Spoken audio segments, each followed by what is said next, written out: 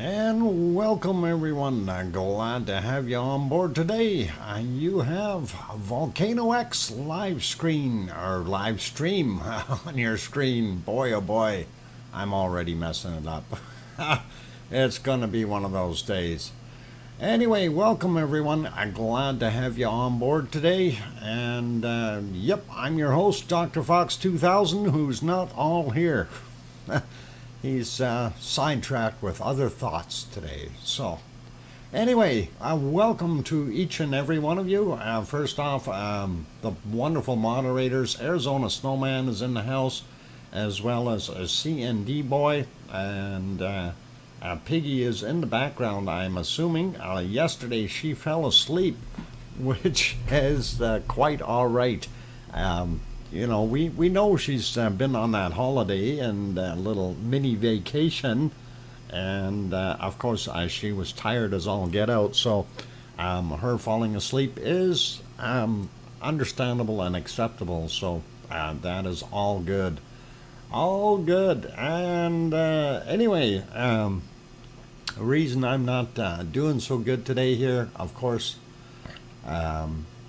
you guys know, I've been looking after that little magpie, Maggie May, and of course, last night I thought, hey, I go out, I put her back into the dispenser because it was raining pretty hard, and she was in there for a bit, and then one of the parents came along and ate some more mealworms and fed her again, and then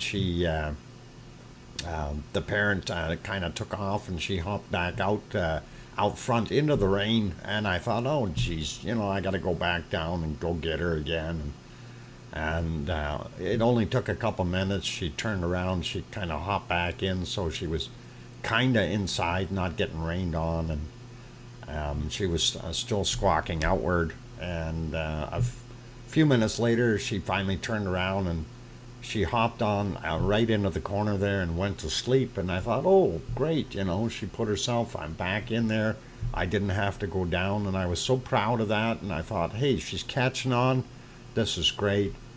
So this morning, of course, I went down, checked on her, and everything looked okay, and I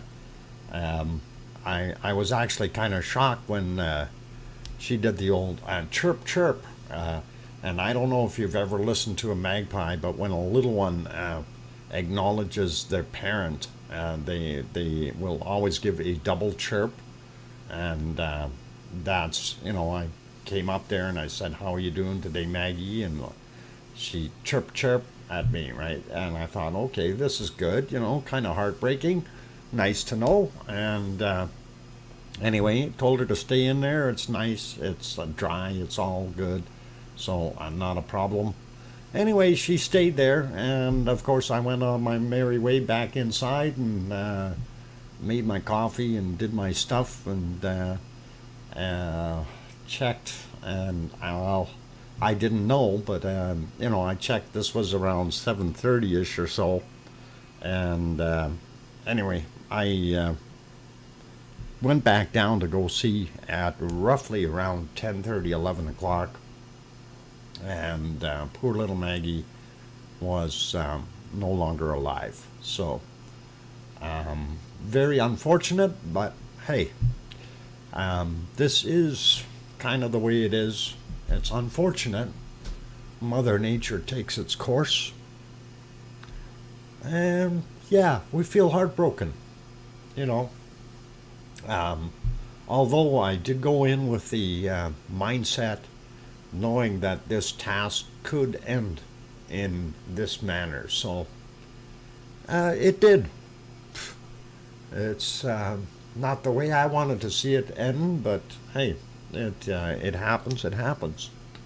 So Mother Nature took the little one, and we hope the little one is up there in birdie heaven, shining the lights down on Sicily. That would be pretty good. Anyway, give me a minute here for guys.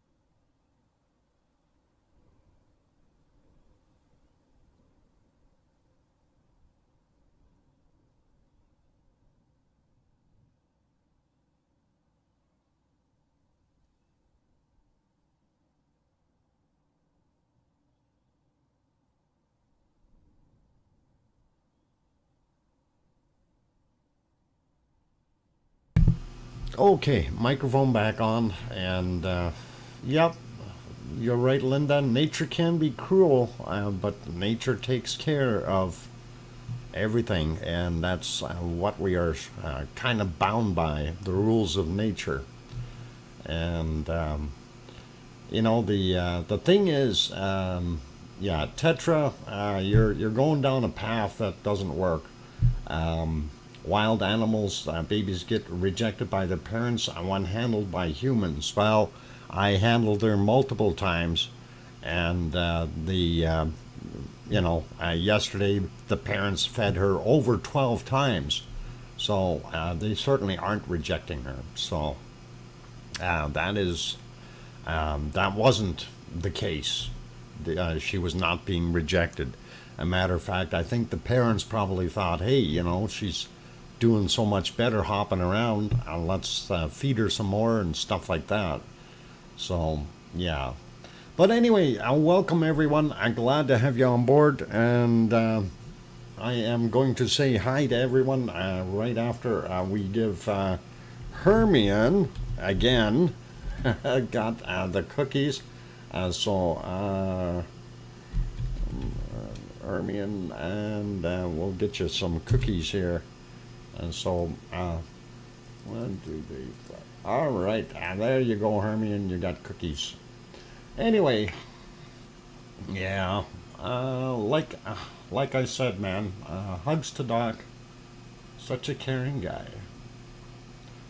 Well, hey, when you see and you have the ability to help out, why not, right? And this is, to me, it's one of those things that it comes natural. You want to help. You don't want to, kind of push them aside and just leave them be. And there's so many people that already do that. And I'm a little bit different. I think, hey, if we can give them a chance, they're good birds. They're good, rabbits here as well, that type of thing. Speaking of rabbits, I'm very, very surprised that BB had no problem going in there and eating her food while the little one was in there. And a matter of fact, the last one to, I guess I would have been the last person that she actually would have seen, but she did see BB this morning as well. And BB was in there eating, not bugging her, but just eating. So anyway, let's leave it be. And we know Mother Nature has taken it, and it is now in birdie heaven. All right, let's carry on. So, speaking of heavenly things, the views, it looks like aliens are beaming up all the lava. And maybe a few people in a few houses as well, from the looks of things. Strong beams out there in the lava, as you can see. And somebody specific here, they're trying to retarget with their beam. It's amazing what clouds will do. So that is all cool. The reason we're looking at this is because nighttime views are nil, and as far as later on, it was kind of cloudy in some areas. This is what we're looking at, the sunshine, and once it got over the hill, we don't see too much anymore. Specifically, hang on, why is my mouse not showing there? And right in this area here, so that's what we're not seeing. And yeah, it is one of those things. I thought my mouse was showing. Darn it. So my alien beams wouldn't have been picked up. Oh, darn. Anyway, that's what we were looking at. The one I was referring to was this beam here. It keeps moving. They're tracking somebody right there. Anyway, it's clouds doing their magic. As we move on and ahead, though, we figure, all right, we should see some lava anywhere here. We don't see a darn thing anywhere. A matter of fact, the amount of off-gassing is very minimal from what we've seen. So Etna definitely has put on the brakes, and it's unfortunate, but it's part of volcanoes. They come and they go and they do their thing, and then they stop, and then we have to go, okay, what are we going to do now? Anyway, for those good people wondering, Yvonne Kunkel is leaving in, and I'm really not sure how many hours it is in Germany. 5 a.m. in Germany is when she's leaving, or something like that, heading to Italy, to Naples. And then she's going to take a look at Vesuvius first, and then, of course, over off to Mount Etna. And unfortunately, it's not erupting the way it was. She would have loved to have seen it. But that's where she will be. So we're hoping that we get some stuff for tomorrow. Yes, Tetra, I got it. Thank you. Okay. Anyway, yeah, the basically not a heck of a lot happening there. If we go through the other views, we don't see a lot.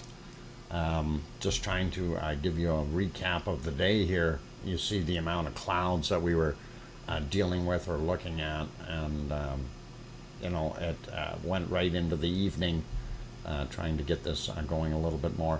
But you do see here, you do see some off-gassing, a fair amount of it. And so let's take a look at a couple of the other ones and just see what the views look like earlier there. And there we go. This one, too hard to tell because the clouds are right on top of everything, unfortunately. But we may be able to tell on one of these other ones here how much we were actually seeing coming off of it. And some of it is cloud, and some of it is actually still smoke from Etna. And let's see, a little bit further into the twilight there, and there is the smoke by itself from Etna. So it really did diminish quite a bit in their evening tonight. So hopefully, you know, if Yvonne gets there tomorrow, and then she'll be able to see something. Anyway, yeah, I guess it's about 4 hours or 5 hours from now that she'll be on the plane and doing her thing, heading over there. We'll leave Etna be for now. We know it's quiet. Let's take a look and see what we got happening in Iceland. And hey, what is that? That's a bouncy castle thingy. Let's see what that looks like. Why have we got that on the screen? That does not look like a volcano. What's that look like? This is what it looks like when it's all set up. I want to go there. I want to go down the slides, you guys. Anyway, I guess that's all one of those air ride things, and they get to set them up and whatever. Pretty awesome looking. But that's what they set up there. We didn't come here to look at that, though. Yeah, this guy's still down. Darn it. I was hoping to see Iceland in here. No, Italy, Krakatoa, and La Palma, and not showing us anything that we have in Iceland. So I'm trying to find a decent picture, and that is from the 14th. Let's get one from the 15th, and that does the same thing. We don't really have any nice shots. This is Nathagi Valley, of course, and Ragnar would be right over hiding behind here, and we don't see it. It's over there, though, I promise you. And of course, this is coming from Geldingadalur down into Notkriki, and this is from Upper Meridalier. All three of these flowing into Notkriki. Or sorry, Nothagi. My bad. Mind is not here, so don't mind me. Nothagi. Notkriki is over on the other side, you guys. Let's leave it there, and it's all doing its thing. What? Man, it would... make a big mess if a lava hit a bounce house. I think it'd be a.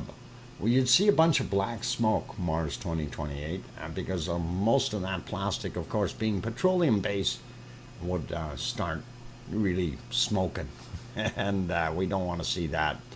Anyway, let's have a quick look and see what we've got here for earthquakes.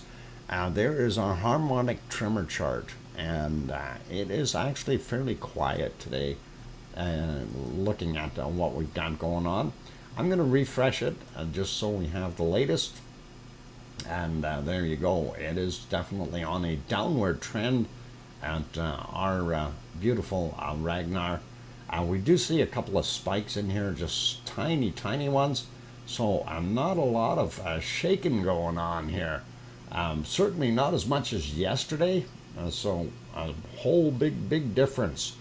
And if we slide down, this one here is probably almost midday as far as quakes are concerned. So if we go down and have a look at the one from Grindavik, that would be right here, and we look for that same spike, and again, it's not very big, so that's kind of telling us, yep, just a little guy, and not seeing anything.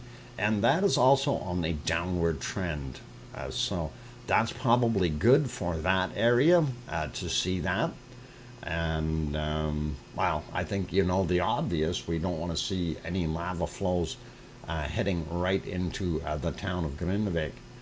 And let's get over there and have a look at the earthquakes. And this is a rather busy map. Let me try one of the other ones, a little easier to cope with while I'm doing things. Why is that one not working? All right, I'm refreshed. Okay. And we'll get that going. Okay, that one is all right. I shouldn't have done that because all it shows me is snow. I'm not going to tell you which volcano that is. It's snowing there. And that'll leave the door open for just about any one of them. It's pretty awesome. Anyway, we don't see a heck of a lot here, guys. So, including this one up here, on this particular chart anyway, we're going to investigate the other chart a little bit as well and try to find out what's going on. This one here from yesterday, actually, at 23:25, it was a 1.3 and it was 10 kilometers down. So all by itself, not really any kind of a threat, I don't think.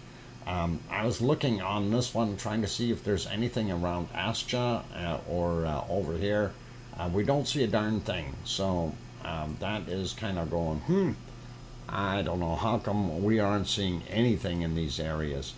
And I'm wondering if they've redefined their level of what they're looking for with this software. We do have another little 1.1 right here. And we've had many quakes on this little peninsula. That one is a 1.1, and it is right on the surface. So that is interesting. I wonder if another guy crashed there. Anybody see Irish Monk lately? I'm kidding. I'm sure he is an excellent driver. Okay, there we go. So that is your Reykjanes Peninsula, and of course Reykjavik, the capital city, and then over here you've got Keflavik Airport, Keflavik, Yardvik, and Reykjanesbar, and then if we slide back down the other area here, there's your Blue Lagoon power plant and Grindavik. And this is where we've seen a couple of quakes. We do see that 1.9 right there. That I don't think was the culprit. That was at 18:19 yesterday. So that doesn't make any logic for our wonderful chart there. And this one was at 21:12 yesterday. I'm not liking this map right now because it should be showing us 24 hours only, and it's actually showing a lot more, and I've refreshed it. I'm refreshing it again and trying to see what it's doing here, because we're not getting the right stuff on here. We're getting older information, and I wish they wouldn't do that. We also have this 1.6 out here, and that is 11 kilometers down. That did happen today at 14:08, and 11.8 clicks down, a long ways down. Let's go to the other chart. This makes a little bit better. This one updates itself continuously, so we'll have a look at what we've got going on. Over here towards the lake, we do see that we had 2059.7, and that is 8.9 kilometers down. And this guy here, there's actually a couple of them right there. At 17 minutes after midnight, we had a 0.43, a little rumbling at about 6 kilometers down. If we try to split those up there, we got a 0.33, also about 6 kilometers down. 38 minutes after midnight, then we've got this 0.7, 2.6 kilometers down, a little more shallow, and this, of course, is a steam bed where you've got some hot springs. So interesting to see. This, of course, is our wonderful Ragnar right there, and I'm happy to see these 6.9 kilometers down for this 0.43, and that happened at 1:05 in the morning. And then we've got this guy at 1 o'clock in the morning, a 0.59, 6.4 kilometers down. So depths are fairly low, and we will look at these real quick. Zoom in just a tad more so we can run through these. 3:12 a.m. 1.12, 5.9 kilometers down. This guy here, 3:14 a.m., 0.33, and magnitude of 5.6 kilometers down. This other guy is 47 minutes after midnight, 0.51, and it was 5.6 kilometers down. We've got this other one, 4.5 kilometers down for the 0.24, which happened at 6:21 a.m. So looking at those are not very large. We've got a bunch of little guys over here as well. I'm not going to hit every one of them. It's going to take too long. This guy here, 19 minutes after midnight, 1.9, and that was at 5 kilometers down, so quite a ways in the depths, and nothing that's going to say, hey, we're going to pop out any second. This one here, 0.76, 4.8 kilometers down. You kind of get the drift of what's going on there as far as the depths are concerned. 4 kilometers down on this one, 0.64, from 2 minutes and 50 seconds after midnight. And that is kind of, okay, what are we doing with that? But these are the ones we're really interested in, so let's take a look at the depths on these. And yeah, there is no depth. 135 meters down, 0.61, and it happened 3 minutes after midnight. This guy here, 0.75, again 135 meters down, 3:56 a.m. For that guy.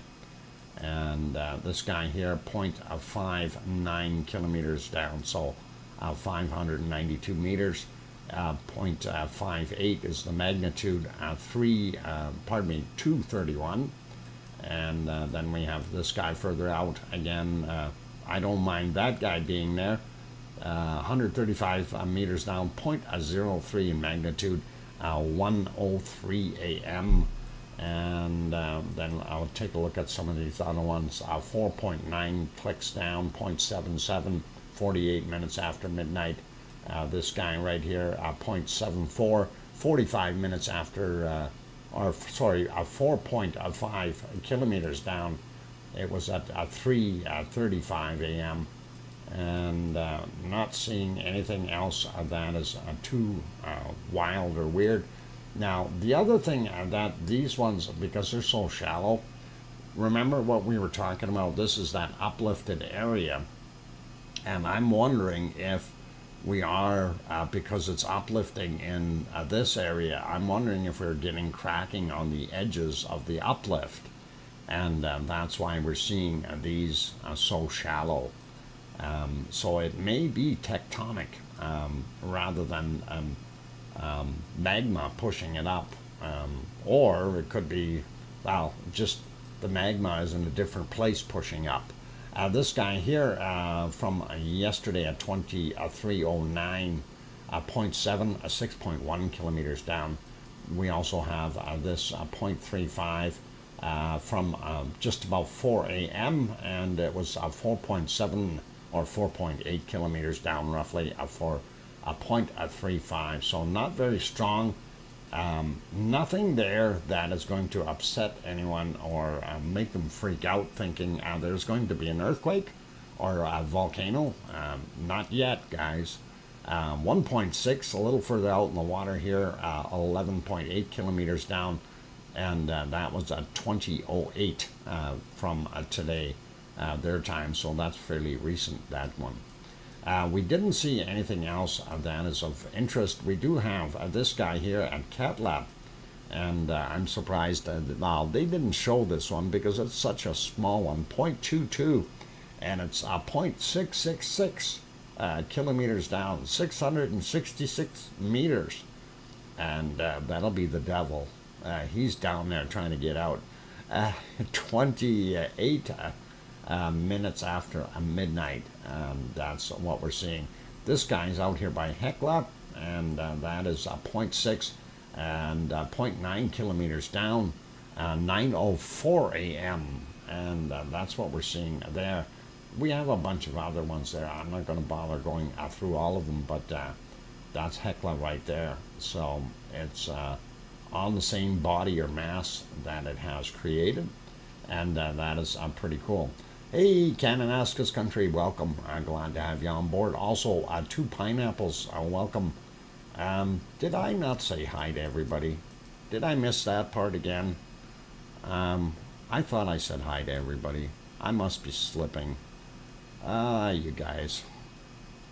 Anyway, you know, that's what happens. My mind is elsewhere, and I know I didn't say hi to everybody. So welcome to everyone here, and I'll go run through names right away. And you have to excuse me, my mind isn't all there. I was thinking about that poor bird, and you know, of course you blame yourself for not doing enough, and others tell you, well, you know, you've done more than the average person would ever do. So not a worry, not a worry. Anyway, I think I'll skip it. You guys all know who's here and who's not and all that nice stuff. So, yeah, thanks to pineapples. Anyway, that's what we're seeing. Not too many weird things, but here's Astra, and this is why I was looking, because I know there was a couple little quakes there, and again, 135 meters down, a 0.5 on that guy. 7:26 a.m. Iceland time, and then of course we got this 0.1 and 5.1 kilometers down, 11:52 a.m. So that's what we're seeing, and we did have a little bit more out here for the other guys. 0.74, 5.4 kilometers down. 7:24 a.m. on that guy. We also have a 0.3 sitting over here, 7.3 kilometers down from 1907 today, and that again not reported on the other one. And then we got a 5.3 here. This would be older, 1 or 2 minutes after midnight, I guess, pretty close. 0.53, 4.2 kilometers down, and then we've got one more, a 0.5 right there. 21:52, so very fresh this afternoon or evening, and that is 5 kilometers down for that 0.5. we only seen that one quake out here, but they're showing three of them. Not going to worry about it. But there are a few extra quakes, smaller quakes, that they aren't reporting on the other ones. So, yeah. Thanks, Ellen. I appreciate that. And all good. Okay, so I'm going to actually, I'll kind of leave it there. I'm not going to worry about the earthquakes in Iceland. We do see activity. It is minor. And I don't know if we're going to see more popping out there in the near future. Of course, we're still going to keep our eye on this area here in general. And of course, like I mentioned before, the uplift was right in this area, and it was noted very, very easily. But I don't know if the edges here, if what we're seeing is just edges cracking because of the uplift, either going up or going back down. That could always be what it is. So don't know what's going on with that, but we're certainly going to keep an eye on it, you guys, because I want you, well, y'all know what I want. I want Ragnar over here to kick off again, and that is Geldingadalur, the valley.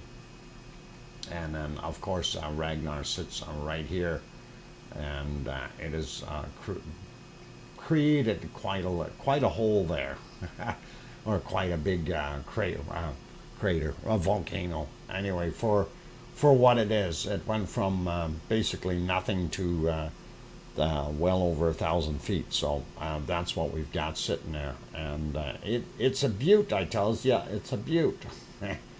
Maridalia Valley, we're all good there as well. So, and there was my not Haggy, not Creaky.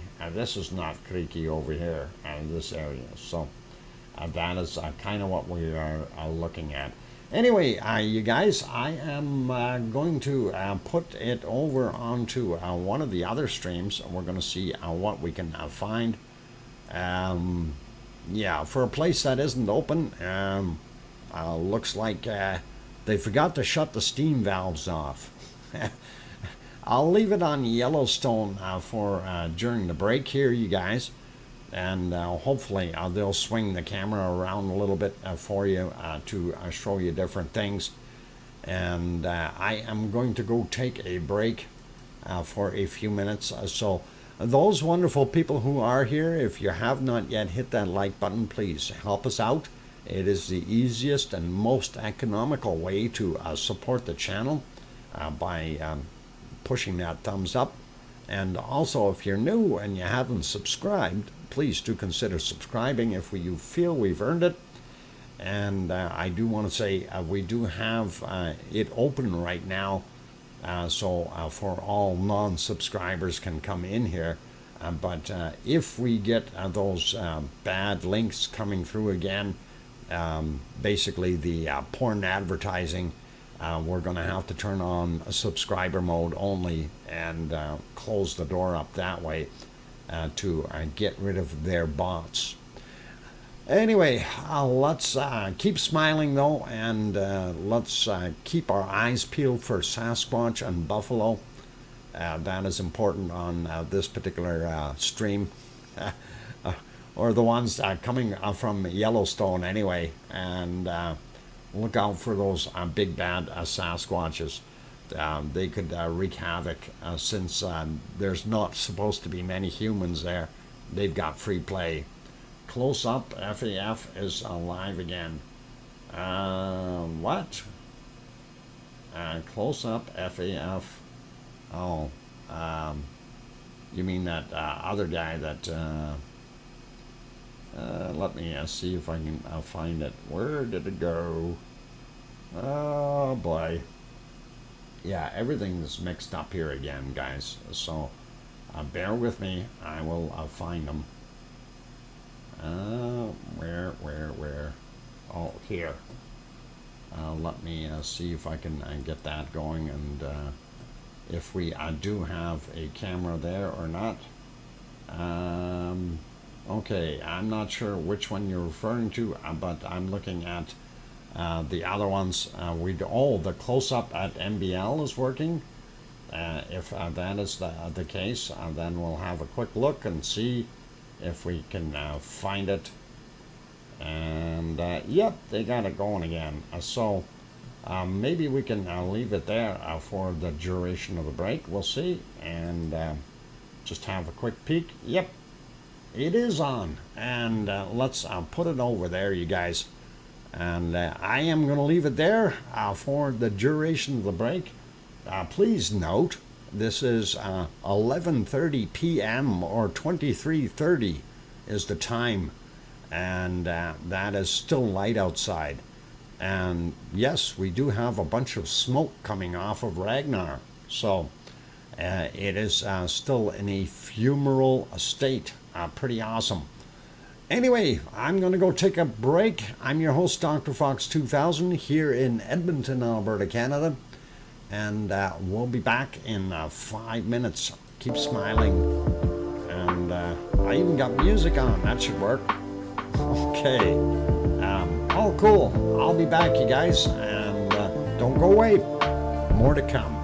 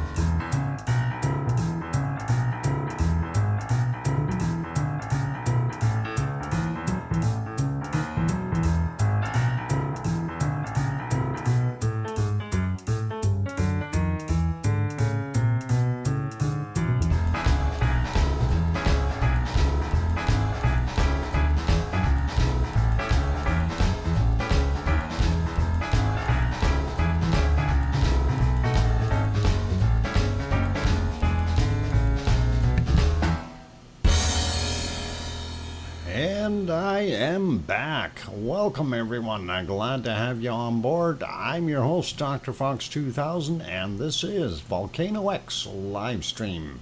I'm glad to have everyone on board. I see a few more good people popped in.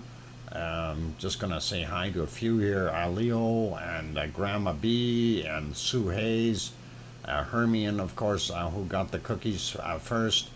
And Do Free is here, Omi is here, Frank McLeod, welcome, Tom Caruso, and let's go up a little bit more. We see Henry is here as well, Sophie, Judy L, Two Pineapples, and Sandra Rockland, Boogie Time, you bet.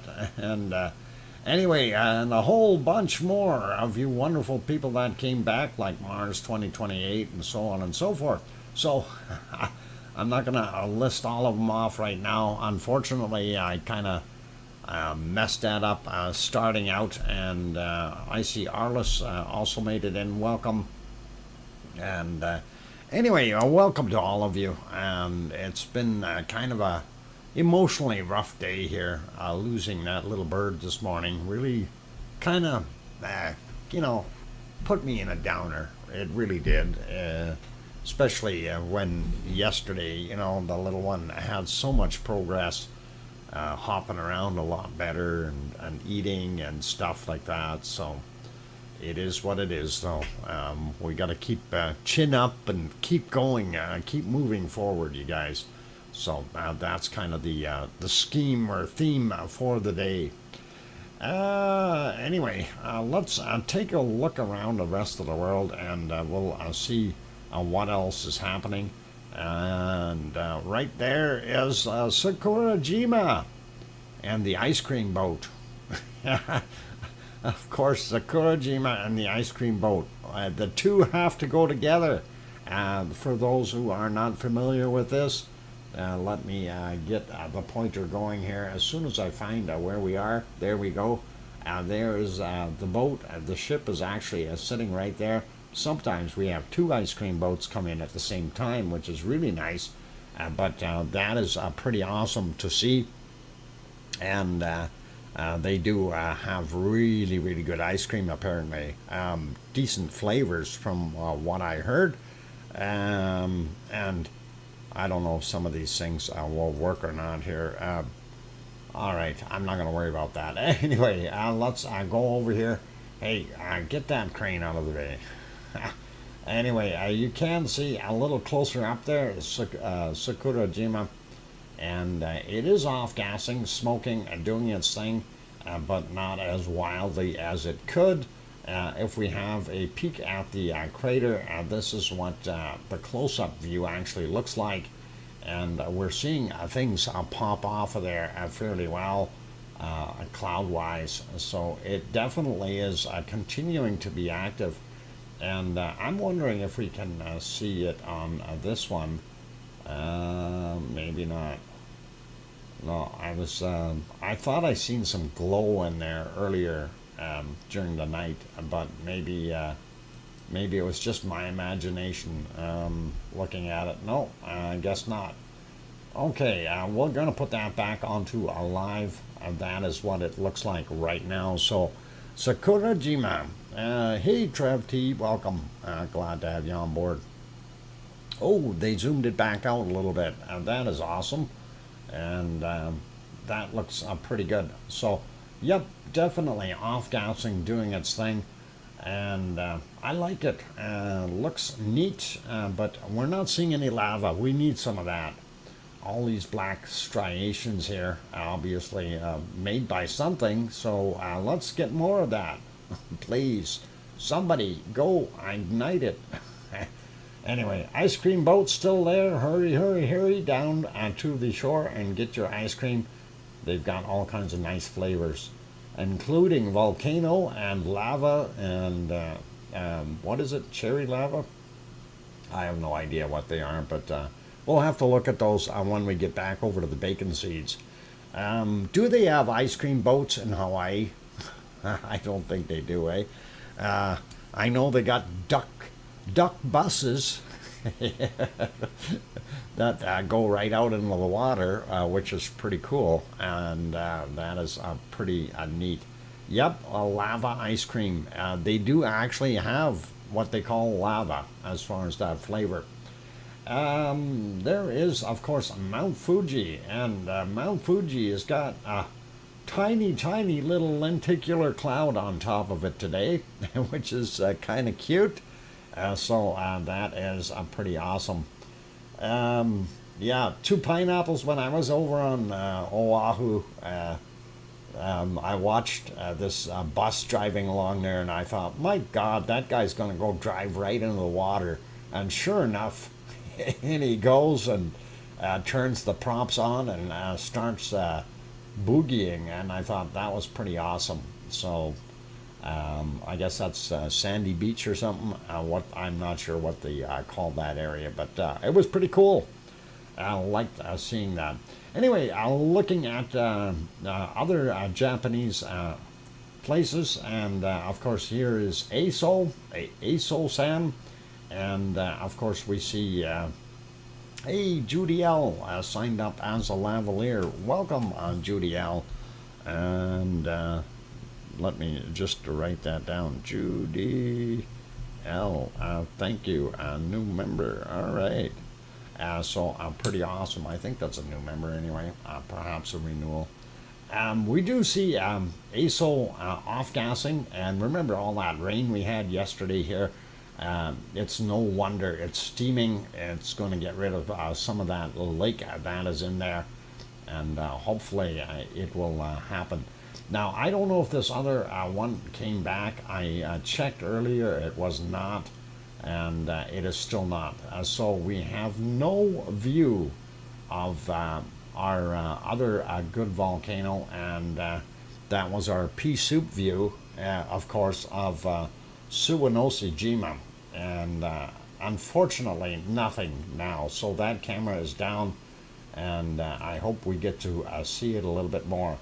Okay, you guys, I hope you got your ice cream, because we're going to be out of here pretty quick. The boat's going to take off, and you're going to be on the boat if you don't get off right away. Jars renewed his membership. Thanks, Jars. Where is Piggy? Piggy is probably sleeping. That's actually what she mentioned this morning to me, as she says, sorry, I fell asleep. And I said, well, hey, I don't have a problem with that. If you need to sleep, you need to sleep. That's all there's to it. And she did definitely snooze right through. So, you know, she was out doing all that partying and stuff. But she did start baking again, which is really, really awesome. And she said she's enjoying that. So really, really good. Oh, wow. Okay. A metal Omi, hang on, I gotta write that down. Metal Omi 54 and 49.99. Thank you kindly for that wonderful super chat. It says, in honor of my granddaughter's 11th birthday, since I am not allowed to see her, might as well put some of her B-Day money to great use. Thank y'all. You are a crazy, happy, lava-loving bunch. Thank you very much, Omi. Really do appreciate that wonderful super chat, and that is awesome. And really it is. So thank you kindly. And I don't know why you can't see her, but okay, kind of makes sense, I guess, sort of. But thank you, and that is very, very kind. All right, moving on to other volcanoes. Let's see what's happening out at Taal. And I want to make sure this picture is actually moving. Why does it look so still? I don't see any cars. Let me go on there and just double check and make sure we are actually live. Oh, I do see cars now. It must have been just an interlude where we had no cars. But they are definitely moving, and we have traffic. Taal volcano is doing very, very little. So Right now, it's really not any kind of a threat at all to anyone or anything, and very quiet. So that's all cool. Just checking back here at Yellowstone, we do see that they still haven't pointed at those other geysers. Don't know what they're all about, so that is all right. Let's move to the next volcano, and actually let's go to Sakurajima, but that's actually not what we're seeing. We have a multiple picture scenario here. Again, Luolotok, top left, definitely got a lot of smoke coming out of it. Bottom left is Sakurajima, and we can't really see the top of it because of the clouds. Axwanka, thanks, Axwanka,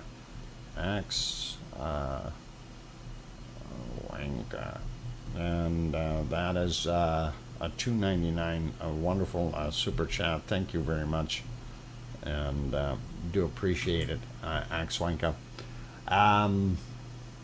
Okay, so bottom left, Semaru, bottom right, Awu, and some of that smoke is coming from Awu, and the other stuff is not. And I'm trying to find my proper page to be on here. There we go. So in here, when we're looking at that, we don't know exactly how much is actually coming from the volcano, as that cloud is sitting right on top. But looking at what we're seeing up here, and that is Krakatoa, and we do see what's going on. And Krakatoa, this is at 6:48 a.m. right now, and of course we do see some spikes in here, and it was kind of interesting. It did have a burp earlier, and we do have, and by the way, thank you Arizona Snowman for that. And this is kind of the burp that we seen from earlier, and this was at 13:36 their time. Now you got to remember date and time. This is technically there yesterday, because it is the 16th there now. They're across the international date line. But that is kind of what we've seen. I can play that one again here if it'll go, just so you see what it looked like.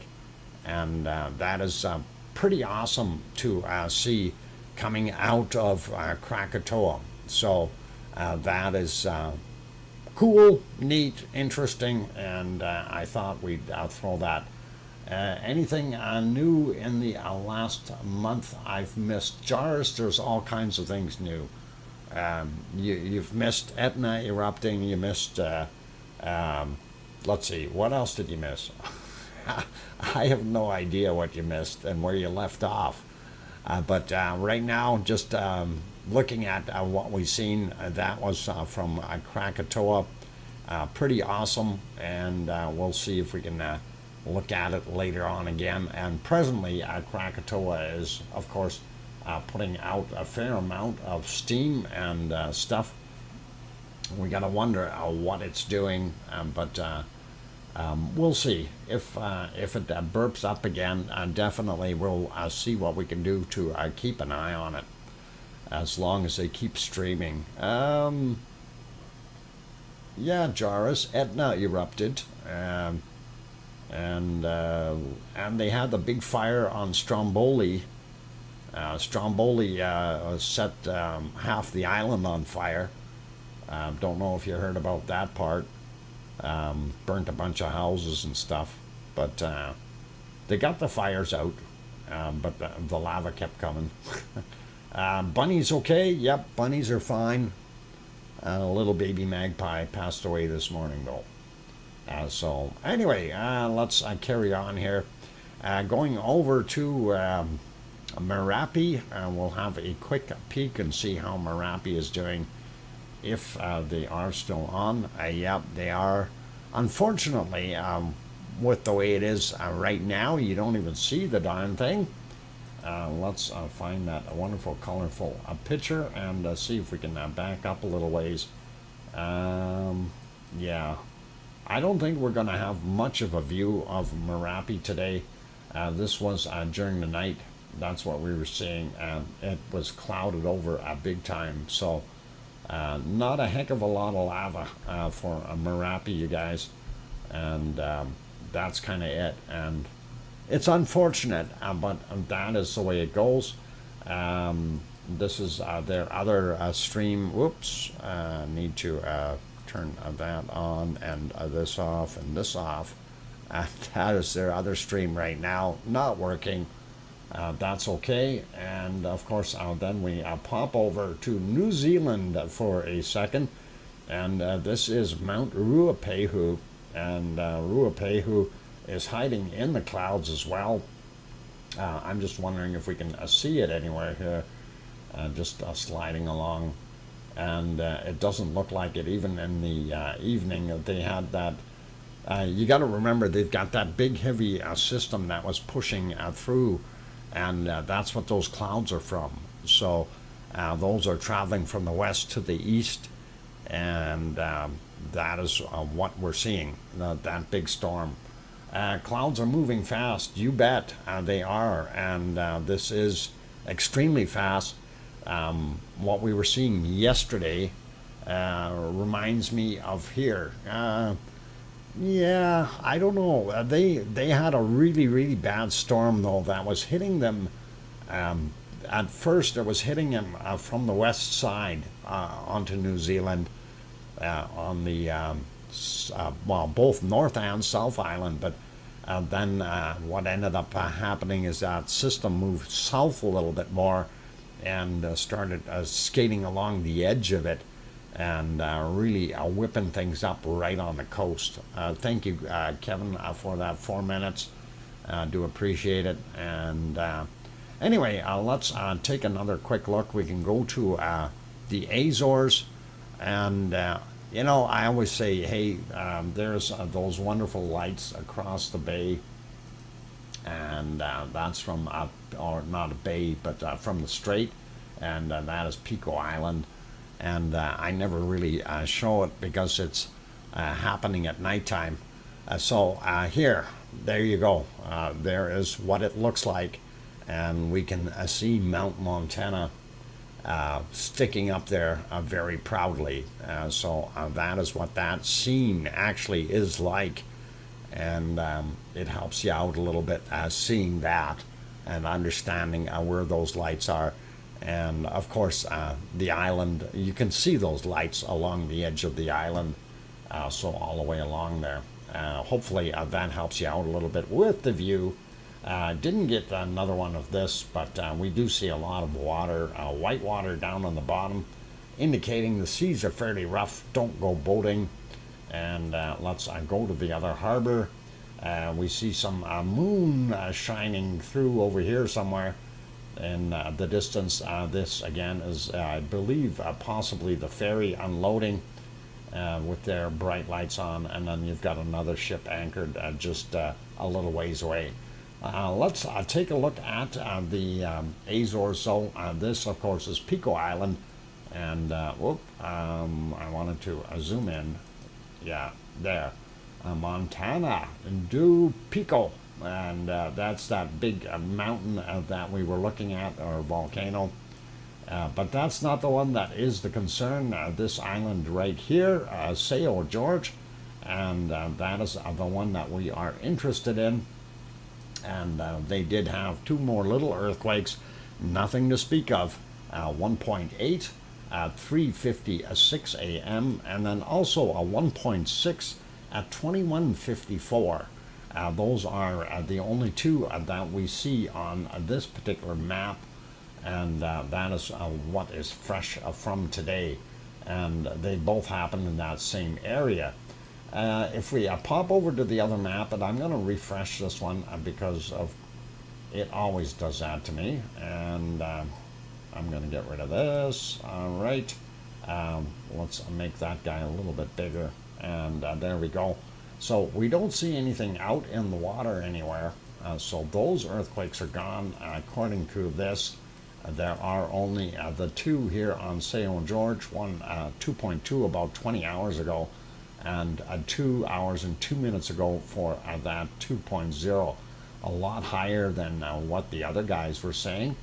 So I'm not sure whose measurements are correct. Pardon me, but that will be okay. But we do see only the two, and they are both fairly deep quakes, saying 9 kilometers down. And if we go to their other chart here, and of course it doesn't want to show. There we go. Let me fix that. Click that button. There we go, and that helps. You can see the whole chart, and of course I'm down here exactly where they said, 9 kilometers down, and nothing at the surface. So that is what we're doing. Don't release the poppet. I'm done. I'll put it back on here, and we will run and hide very, very quickly because poppet is coming, and we'll leave it like that. Where can I leave you? Where can I leave you? I'm going to leave you in... is Old Faithful doing anything yet? No, they're not shooting anything at Old Faithful. It's either... yeah, let's put you out to the ice cream boat. You guys can watch the boats come and go. And our ice cream boat did take off. You can see him out in the water there. Darn it! Boy. I hope nobody stayed on there. You'd be stuck now. You can see it way out there. Darn it. And you know what? I didn't even get a chance to run down there and get an ice cream. All right. For those good people who are here, please... actually, we're going to put it somewhere else. I'm going to put it back on Ragnar. I like Ragnar. We'll leave it here, you guys. Don't go away, you guys. We got a lot more show to come. After the break, we'll definitely have bacon seeds. And for those people who have not yet hit the like button, please do hit that like button. It's the most economical way to help and support the stream. It really does help out in the end, and we do appreciate it. Also, if you have not yet subscribed, please do consider subscribing. The door is still open. I do have it set to anyone being able to come in. That way we don't have any issues. If the bad guys come spam us again, we will have to put on subscriber only mode. On that note, I am going to go take that break. I'm your host, DrFox2000. I will be back in 5 minutes or thereabouts. Don't go away. Bacon seeds are coming. The bacon seeds are coming.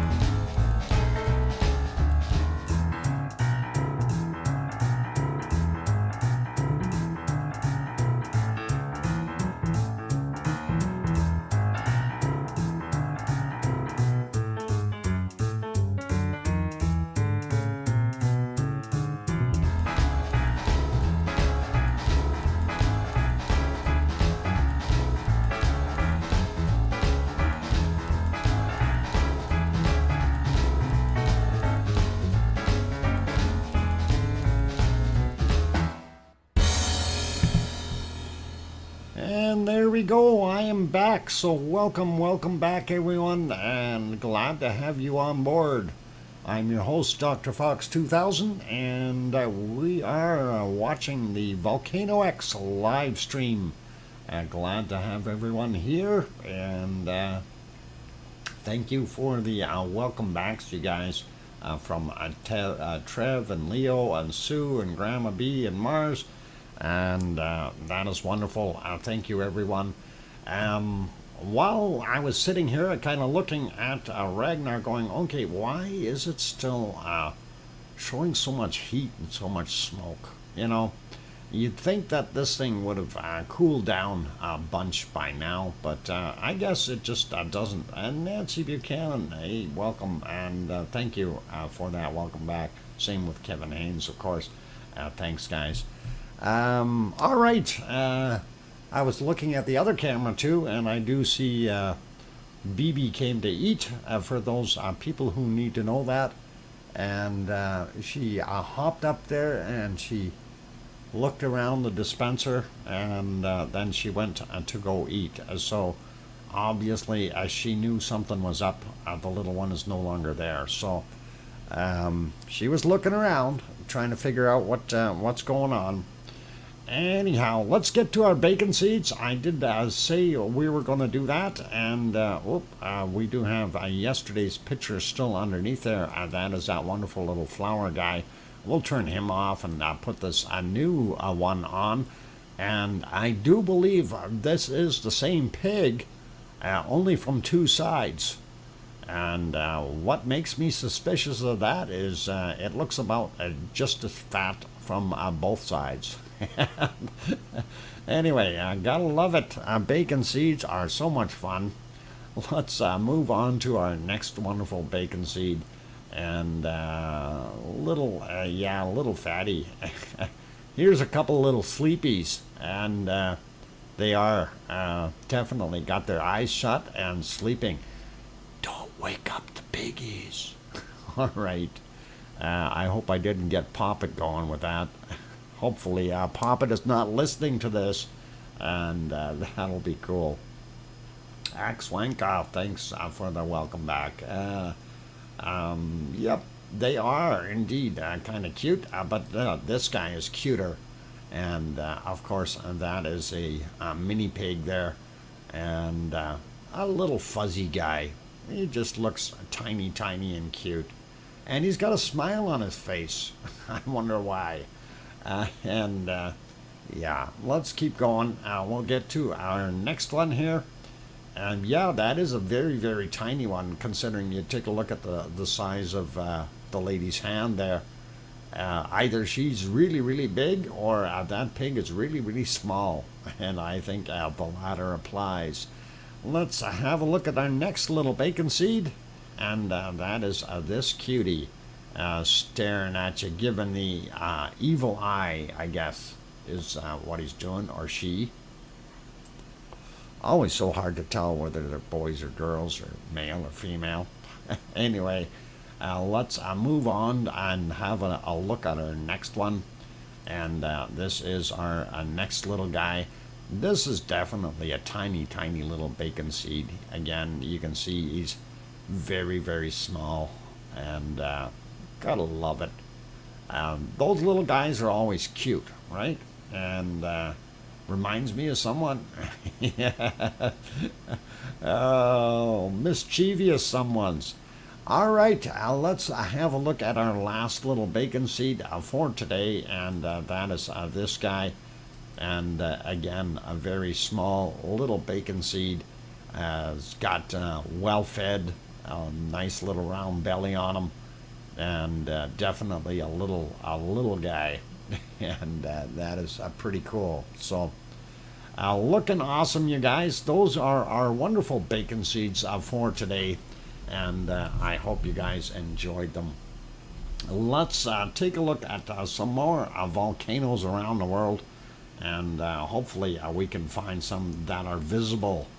And of course, what I'm looking for now is oh darn it, that one is not working again. We're gonna get another commercial. Yeah, let's see if we can get rid of that and see if we have visibility. Nope, definitely not. That is our wonderful Popocatépetl in Mexico, and they've been having that bad weather down there too. Here's one of the other views of Popocatépetl. Definitely am not seeing a heck of a lot there. And here's our third view. It's a no joy all the way around for all three different camera views. Moving on, we will head up a little bit further to the northwest to Guadalajara, or just south of Guadalajara. I just clicked it. You didn't notice anything change other than the name on the screen, and that is Fuego de Colima, and it too is hiding in that horrible cloud stuff. Let's see what happens to Fuego in our other place, and this is down in Guatemala, and again, bad views, guys. We can see it at the beginning of the day. Let's see if we can get a couple little eruptions in here, right about here, and that is actually quite a ways back. Let's see, there we go.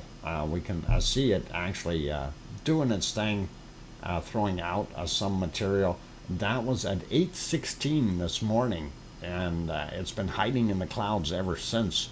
So definitely we do see it erupting and continuing to throw off material. Problem is visibility, and this thing is fairly tall, of course. 12,346 feet is the height, and that is there.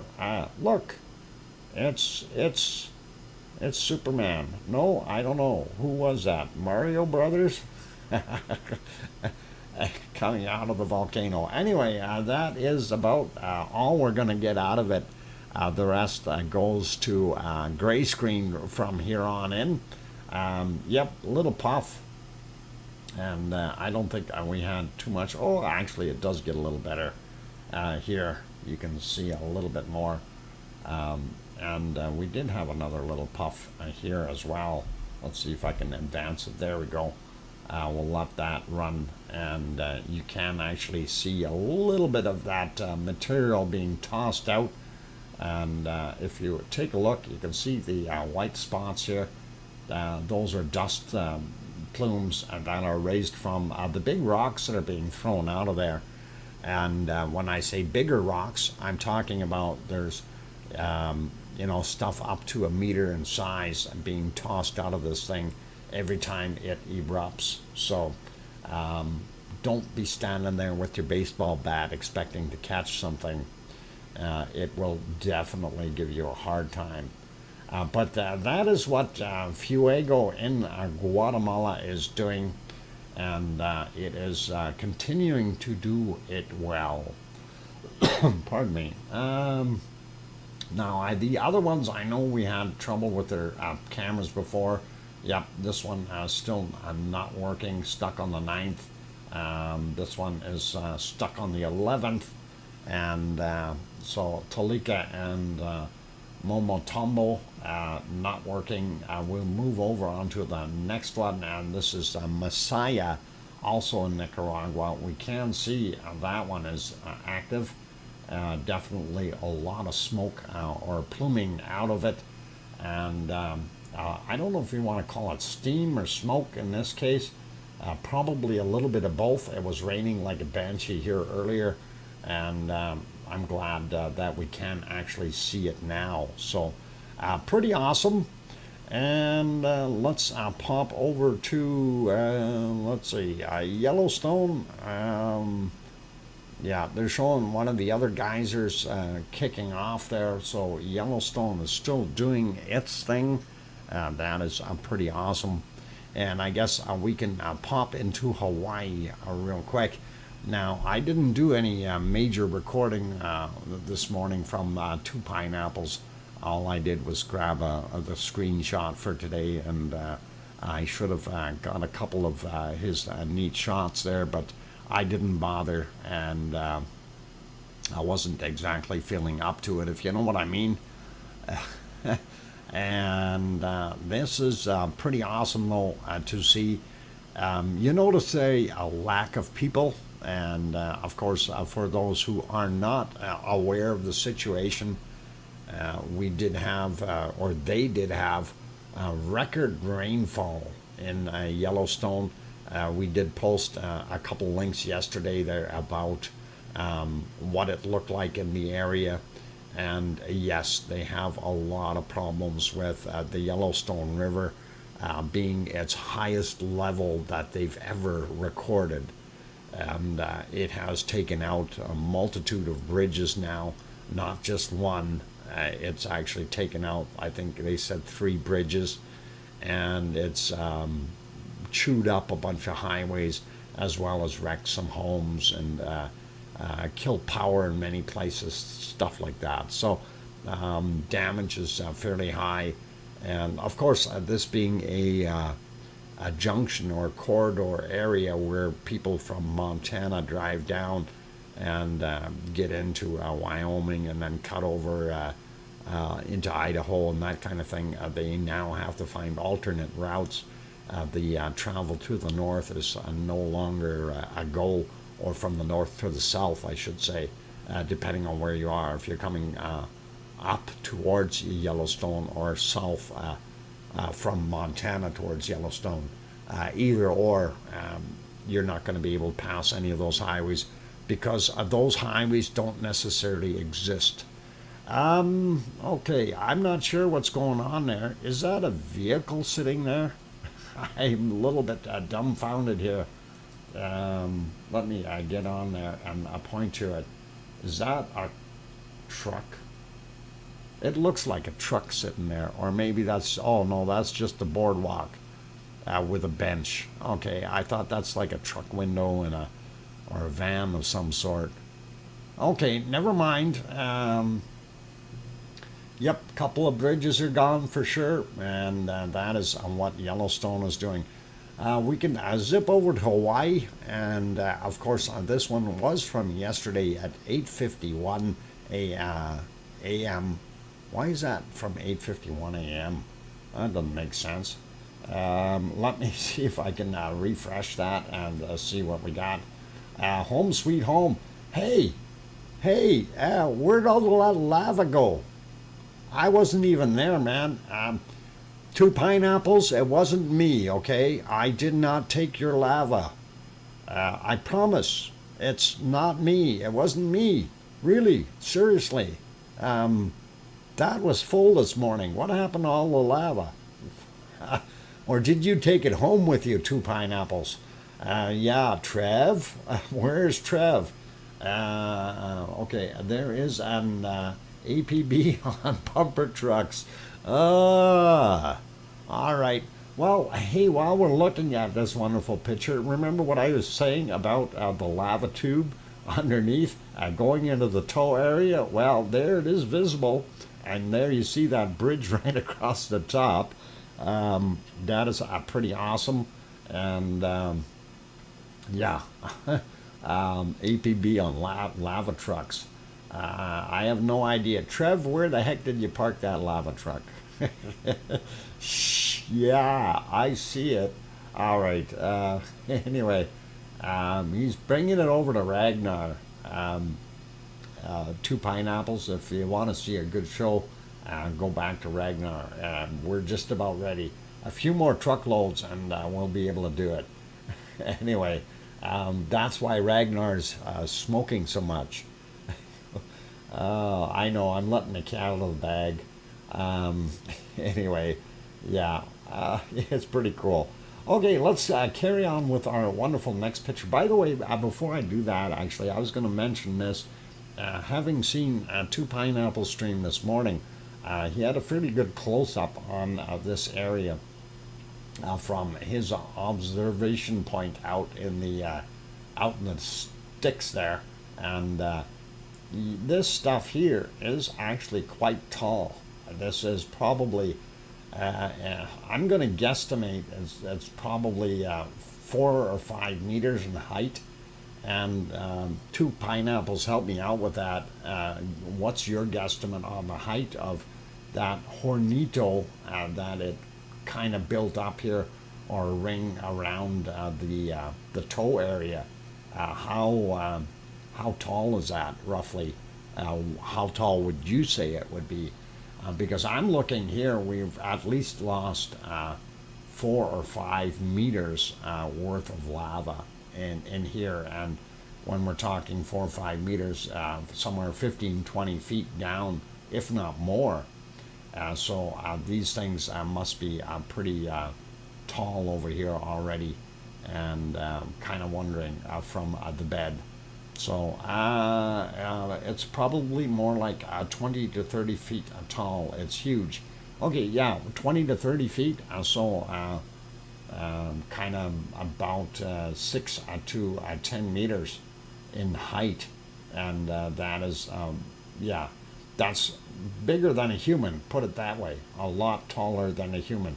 If you stood out there, you'd be dwarfed by the size of this little hornito. Same thing with this. You can probably drive that pumper truck right through there and never touch the sides or the top, if you could drive on lava, that is. All right, let's carry on to the next photo.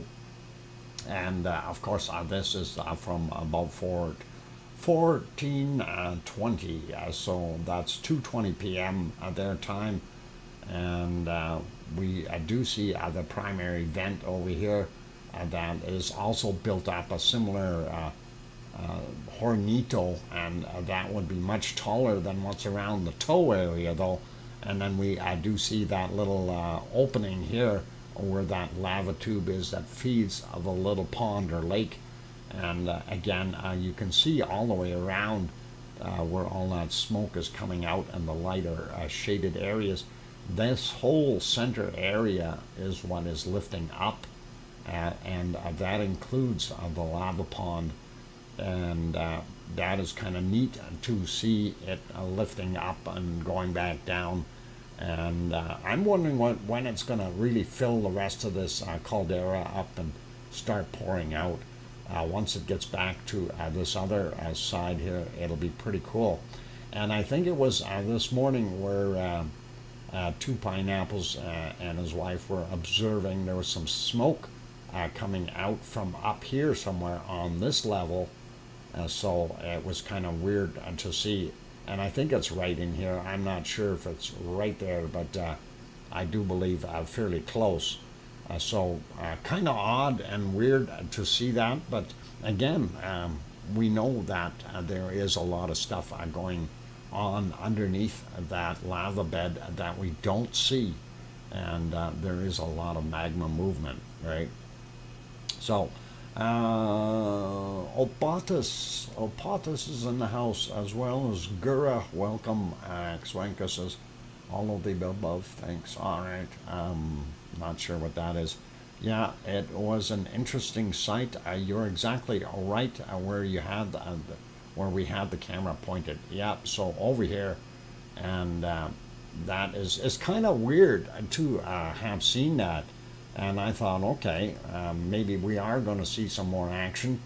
Anyway, this is one of the other photos. This is from 8:47 yesterday.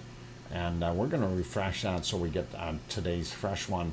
There we go. And again, what we can see, that lava missing out of there, as well as in that toe hole here, but a lot of smoke happening.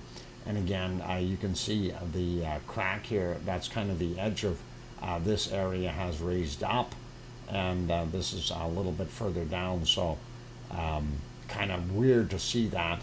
Even the Pig Island here had lifted up along with everything else. That is pretty awesome to see, but you can see that all the way around where that is, and looks pretty wild. I never realized that it would create a whole floating mat of lava, cooled off lava. So pretty awesome, guys. let's have a look at this, of course, from yesterday. 1414 was the time on that, and we do see that our pond was fairly full here, and this is what it looks like now, and a lot of depth.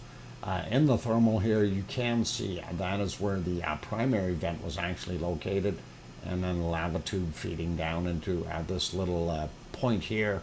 That has built itself up as a hornito, and there's a lava tube going into the pond, as well as other places, and we have no idea where they're actually going, but that is good. We are going to film from another location next time to get a great view of the caldera floor. Oh, so you're going to send Mrs. Pineapple down on a rope, are you? Yeah. I, I hope that's not what you're going to do. Oh, boy. Oh, I hope she's listening. Because, boy, you're going to get hit right away there, Lou. Yeah, smack in the arm.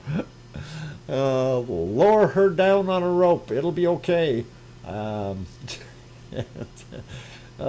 Just be slow about it. Gentle. Those rocks, won't harness up? I've tried. There you go. And yep, Pepsi thanks Arizona Snowman for reminding me it is time to go grab a break, you guys, for me anyway. And I am going to see where we can leave you for the time being. To all just kind of quit on us. Let me see if we can see if that is back on. Let's try that, and that's kind of where I was going to put you, but yep, he's back on with commercials. All right, well, let me get that off of there, and I will leave you out there in the Philippines all on your own, you guys, and please enjoy it. And I will be back in about 5 minutes. I'm going to take a break here. For those good people who have not yet hit that like button, please do consider hitting the like button. Also, for those who are new, if you have not yet subscribed and you're enjoying the show and you feel we've earned it, by all means hit that subscribe button. It would be awesome and helps us out. And on that friendly note, I'm your host, DrFox2000. I'm going to go on a 5-minute break. I will be back soon. Bye for now. Don't go away. More to come. Another half hour. All right. I'll be back.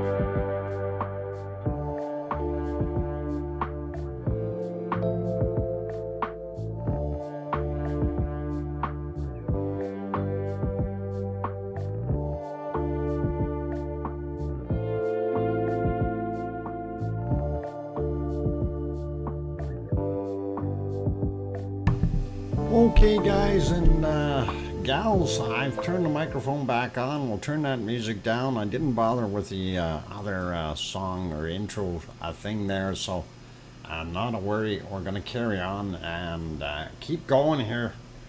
Thank you all for being here. We do appreciate each and every one of you. 92 thumbs up. Hey, let's see if we can push that up and over 100 before the end of the stream. That would be awesome, you guys. And Sharon Stewart says, I can hear you loud and clear, DrFox2000. And welcome back from Sue and Mars and Leo and let's see, I think that's all for now. But anyway, all good, you guys. What we're looking at, of course, is a tall volcano out in the Philippines doing its thing, and it is being very, very quiet. We did take a look at some of the other volcanoes out there already. Haven't seen too much action anywhere. A quick peek back at Yellowstone with very, very few people there. Yeah, very few. There are still some. And of course, the Sasquatches have to play with something. So, thanks, Daryl and Kevin, and I think we're good. Kathy is also here. Aloha hugs for my volcano and your volcano. All right. Lots of volcanoes everywhere. They're everywhere. They're everywhere. All right.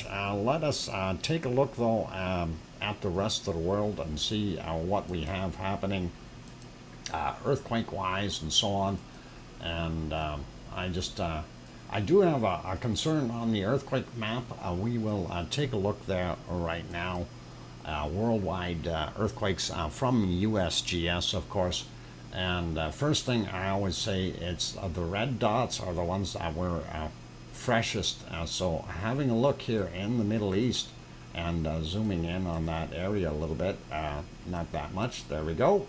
And we do see that they have a whole swarm going on here, and several of them in at the edge of Iran. 4.3 on that guy, 10 kilometers down. This guy here, 4.1, and then some bigger ones here, 5.5, mixed in there, 4.9, and they're all showing about 10 kilometers down. I don't know if it's because that's on the water, but 4.7 on that one, 4.0, 4.4, and another 4.1. So this little swarm is just happening there. I'm not sure what that's all about. You take a look there, and it is nothing but sand dunes, and that's some freaky looking places. I wonder if those are volcanic or not. That's pretty awesome looking. I've never seen that before. Never zoomed in there. Never had a reason to. So that is happening right there. Now, one of the things I do want to point out, there is a subduction area. Of course, this is India over here, and it is subducting underneath the plate to the north. And I'm not sure which direction this plate is moving. So this could be a subduction quake, or if this is like a rift where it's just sliding along. We shouldn't be seeing that, but that is interesting. In the area for a couple months now. Okay, so they've done that several times. That is kind of neat, and that is interesting. Also, the other ones out here. This is, of course, the west coast of North America, and this is Vancouver Island right here. Seattle would be about there, and Oregon starts or ends about here, roughly.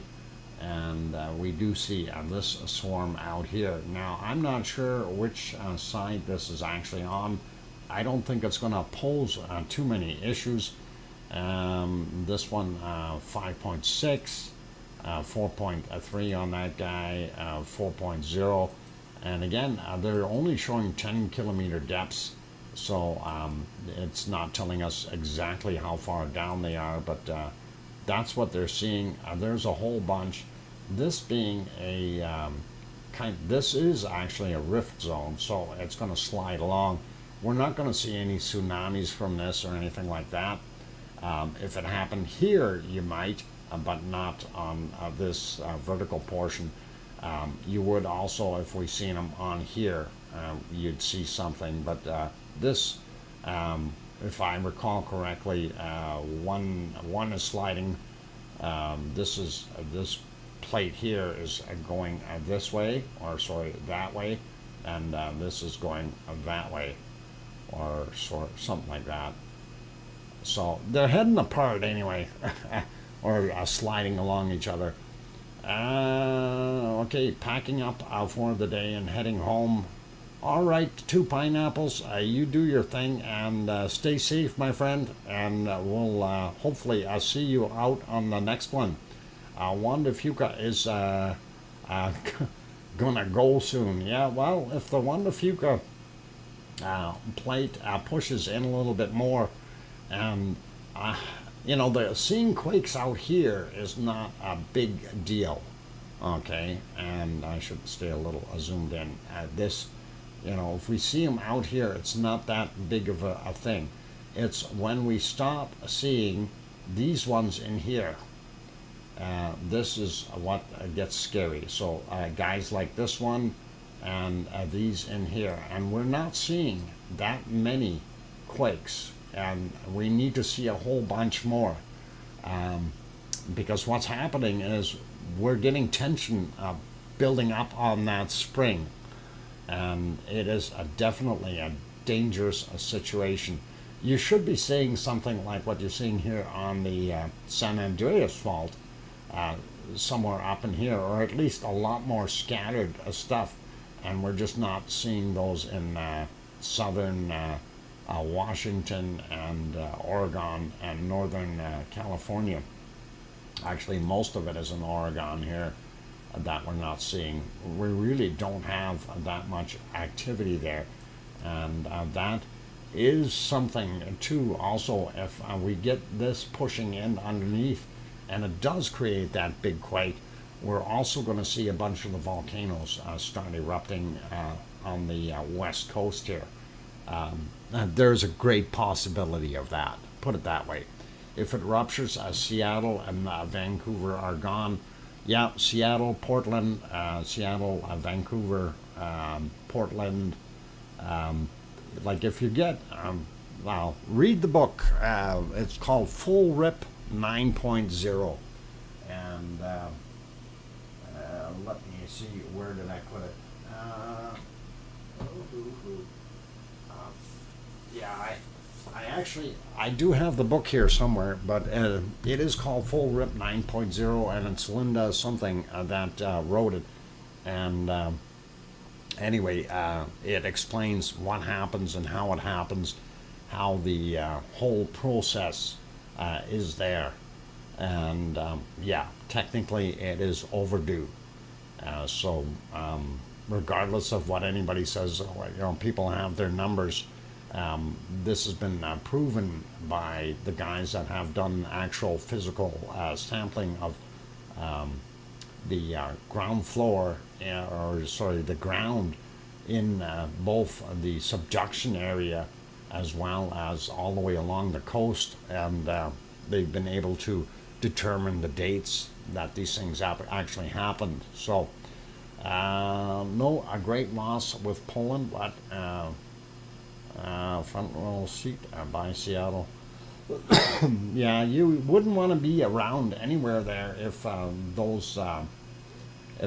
we had those big earthquakes there, and I'll tell you, it would be a nightmare, because yeah, you would get 9.0 plus, and then the aftershocks that you would see after that. You'd see a bunch of, depending on how high it is, you would see a bunch of high 8s, and then lesser down into the 7s, and that kind of thing. So yeah, West Coast, look out. But I'm not here to be a hate monger or a fear monger. I just want to say, be careful. That is there, and it is possible that it can happen. Cascadia subduction zone went in 1700 exactly, and there is the tsunami record over in Japan that actually correlates with the dates that they have determined here on the North American side. So it definitely is. Listen to the Native Americans. They have tales of the last big one in their tribal lore. And that is actually a fact, Omi. They do. That was one of the things that was discussed in the book, Full Rip 9.0. And you can definitely take a look in there. They do have the culture did preserve that about the big shakers and land disappearing and things opening up and so on and so forth. So eastern central Washington, Oregon would be okay. Eastern central Washington, yeah. Put it this way: if a 9.0 happened along where that subduction zone area is taking place, and let me see if I can get my whiteboard on here to kind of clear, and then I want to see if it'll work here. Copy, remove, paste. Okay. Okay, so if we get the zone, the primary zone is going to end up being somewhere along here like this. Okay, and that'll be your 9 plus 9. Okay, if that happens, the stuff out here, of course, is going to be wherever the bell rings is we're going to see those waves come out, right? And that's what's going to determine where we're going to see that. And you may feel it as far as Los Angeles down in the south. We may feel it as far, even down in Phoenix, Arizona. You may feel that, as well as all the way up the coast. They may even see repercussions of this in Alaska. And I'm not talking about the possibility of tsunamis. We're leaving that out for right now. But the bell is going to ring, and wherever the bell is, you can draw that target on it and start making rings outward and keep going until you get to about 5 or 6 big rings. And those are going to be the major damage. But you are going to feel it in a lot of the other places as well. We may even feel it here in Edmonton. If it does happen, although I'm hoping not. There's a lot of Rocky Mountains between us and the coast, so keeping that in mind. Anyway, let's pop over. We don't want to bash that to death. Let's go look at the other ones. We didn't see too much down here in New Zealand and Tofua and that area. We do have that 4.5. They're calling it the Fuji Islands. But that would also affect Tonga, and we do have this guy here in Malaysia, and that one be fairly close to Ibu and Dukono volcanoes. So that's what we're seeing there, and hopefully we're not going to see too much more. Down here in Chile, 4.2, nothing major. But that is what we're seeing there, you guys. Let's pop over Canary Islands. Let's have a quick look at that. And I'm refreshing it, you guys. Have to. Force a habit. Want to have fresh data. We do see this guy right here, 0.2, very small. Is that a 0.2? Yeah. And that is not a very big quake. Not going to worry about that. I don't think anybody else is going to worry about it either. Let's take a look though at La Palma. We've had a little bit more activity, but not a heck of a lot for today. So I do believe we had 3 or 4 yesterday. Where are we? 1, 2, 3. Yeah, 3 yesterday. And then on the 14th, we also had 3. So what they're showing today is only the 1, and that is right in the middle there. Right in, I would say it's right on top of Cumbre Vieja, and that is the newest quake. So that is the only one that we really have any concerns with. That's a 0.7, 3 kilometers down. Could be lava tube collapse or something of that nature. Definitely not showing any other signs of new fresh magma coming up or anything like that. We'll leave that be. Let's head over to our weather real quick, and hopefully that is working. And there's our SO2 map. As soon as I can get on it, and I'm going to do a quick refresh. That is a little old now. Seeing, yep, more rain, and yeah, the rain was a worry, but I'm not worried about it now anymore. And of course, North America looking not so bad. We do see that some of this Alaskan industrial stuff is sliding up into the north.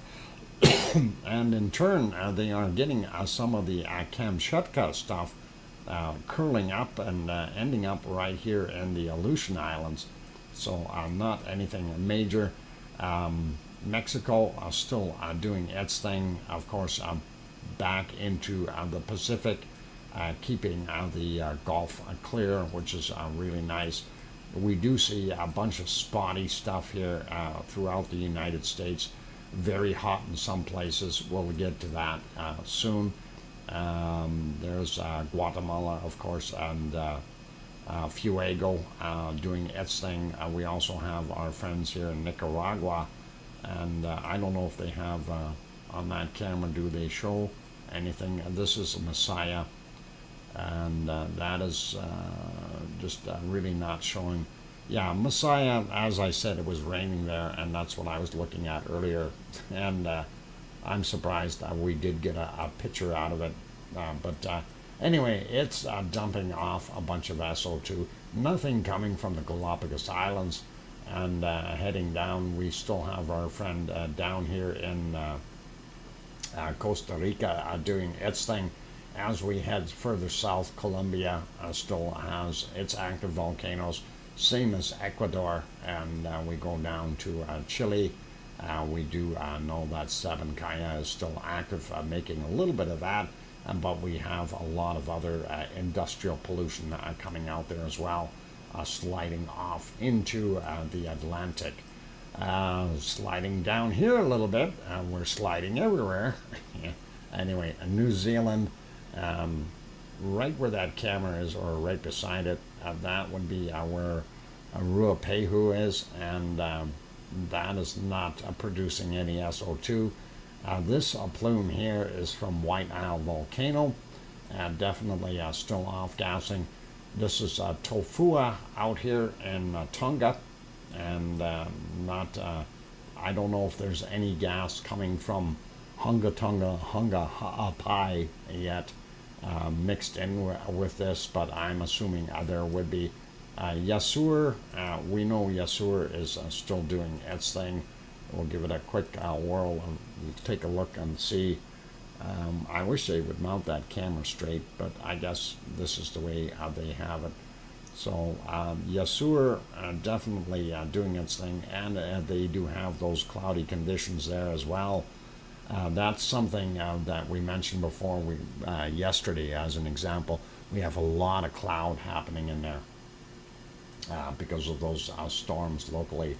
All right, looking at Australia, not bad. We still have these two areas here off-gassing. Going to find out what the heck is causing that. That is industrial stuff, though. Luolotok making that a band go here, and then we got Semeru, Merapi, and Krakatoa creating a lot of that, as well as the good people of Jakarta, because they're packed in there like sardines. And over here, Ibu and Dukono doing their thing. And then Bulusan up here doing its thing. And then we have Taal, and of course population pollution as well. Looking at that in Taiwan, also China. Let's see, not even talk about the amount of pollution there. A little bit coming down here from our volcano, Suwanosi-jima, that we can't see. And then, of course, they're showing a picture here of the one of the feeds that we use there for Sakura-jima. So it is off-gassing a little as well. Kamchatka, a nice curl, and being kind of thrown here at the Aleutian Islands. Sliding over, we do see South Africa is still making a mess down in the southern Indian Ocean, and we do see DR Congo still working away with their volcano, as well as pollution from industry. In this area, we can't see a darn thing because of all the pollution that's being thrown in. But RTVE is there doing some of that as well. Over here, we see a lighter plume now from what we've seen in the past few days. It is starting to get a lot lighter, and that is not Krakatoa, Etna, Mount Etna, and Etna, the volcano, right in here somewhere. Let's see if we get right on it, right there. There we go. There's Etna. And they do have these cameras mounted there, so you're probably not going to see a heck of a lot on those cameras. Let's take a quick look, and yeah, this is one of them, and that is their daytime shots. They do have some nice shots in between the clouds, but definitely not showing any lava pouring out anywhere. And I don't believe that's lava, or it might be. That's the end of it down there on the, oh, you guys can't even see that. That would be the bottom right hand side. Let me see if I can get that up there. Darn it, why is that not the right size? Let me see. Oh, because this is goes full screen. You can see it in the little picture there. Right there. Okay, so that's what we're seeing. But I do have it set to full screen. Why is it not seeing it? It puts it away somewhere. Let me see. Can we slide that down? No. Darn it. All right, I'll have to figure that one out. Anyway, that is kind of what we're seeing there. And not anything too great. We got nothing coming off of our Canary Islands, nothing from the Azores, and sliding up a little bit more, just normal pollution in France, Germany, Poland, England, and nothing too bad. Iceland looking really, really clean. Looking at Norway, Sweden, those areas are very clean as well. Just a little bit here in what place is that? Oslo. Yeah, the guys in Oslo, they're breathing too much, making SO2. Let's go over to the actual weather map, and we're going to refresh this since it has storms on it that we want to look at. And that is now 1900 is what it is taking. Looking at North America first, we do see up in the north that heat is starting to push back down a little bit. I'm hoping it pushes right in on top of me and stays there. That would be nice. Alaska still very, very balmy and warm, 23, 24 in some places. That is excellent. And we do have up in the Northwest Territories and almost here into Nunavut, it's a little bit warmer, but we do see the cold air returning and pushing back down. looking at eastern Canada, quite warm for everyone there, and I'm sure some of that heat will push out eventually and get over into our eastern provinces. Looking at the U.S., it's hot, hot, hot, hot, and hot. By the looks of it, 40 degrees and stuff like that. Phoenix and those areas, Houston and everything in Texas is very warm. We've got that real hot air pushing and getting most of the eastern part of the U.S. Right up into the bottom end of Canada. And something that a lot of people don't know or didn't ever really look at for those Canadians that are out there, you take a look at the bottom end of where Ontario is. The bottom end of Ontario is the same height as the top end of California. So, you know, you're almost there, just a little further south. Anyway, zooming out a little bit, looking at what we've got here in Central America and Mexico area, we've got these two storms. And that's why we are unable to see anything there. And here's our Amazon shot, 24, 25 degrees, depending on where you are. There's our cutoff line. Basically, well, almost Buenos Aires, but close. We do see the higher elevations really cold, and still getting a heck of a storm out here off the coast of Brazil and Rio de Janeiro and Sao Paulo, definitely having some issues. Sliding over, having a quick peek at New Zealand. And remember, we had that big storm hitting it from the side here. That seems to be moving a little bit, and we now have a different low in here. So that's a little bit odd or weird, but it is still pushing from the west to the east, and that's because of this system drawing the air and getting it going. A little bit warmer, though, I think, on the northern island. And again, up here, still pretty darn warm in the rest of the places. New Caledonia, 25, 26 degrees. Fiji, 26, 27. Looking at the northern ends of Australia, a little bit warmer today. More pleasant, I think. Even Melbourne, 12, 13 degrees. And that would be pretty awesome. I don't know what Adelaide was, somewhere around there, 13 as well. So pretty good. Sydney a little bit warmer at 17, and Brisbane at 20.